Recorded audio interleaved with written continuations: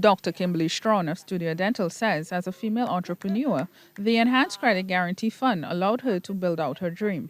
Already, she has been able to purchase her own practice, establish a new lab, and is on the cusp of buying another practice after engaging a second time through the fund. We have just this year, through Signia's help as well, to acquired the original practice that I was an associate at 5 years ago.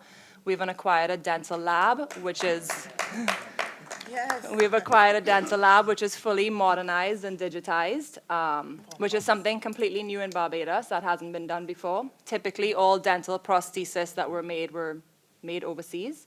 We're able to do that with 3D printing technology and CAD/CAM technology here as well too. So we service other offices. We service our neighbors in Trinidad and in Grenada as well too with that lab.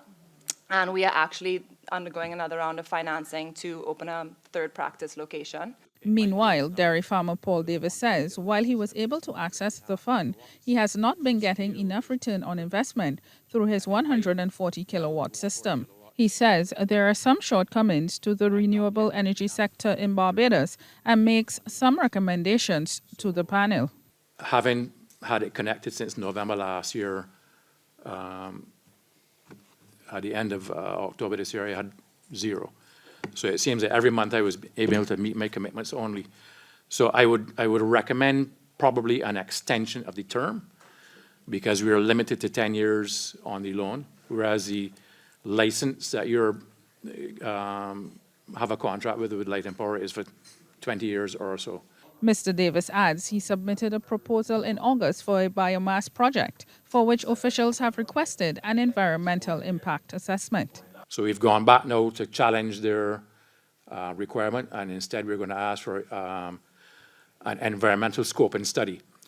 So one of the questions that I have is there a limit on the loan amount for a project like ours? Because our project we've been working on, as Ed says, for a long time, like 10 years now, and it really is a pilot project designed to operate for 3 years, to gather enough data to then decide whether or not we proceed with a crop for energy.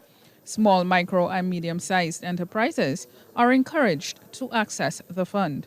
Rachelle Agard, CBC News.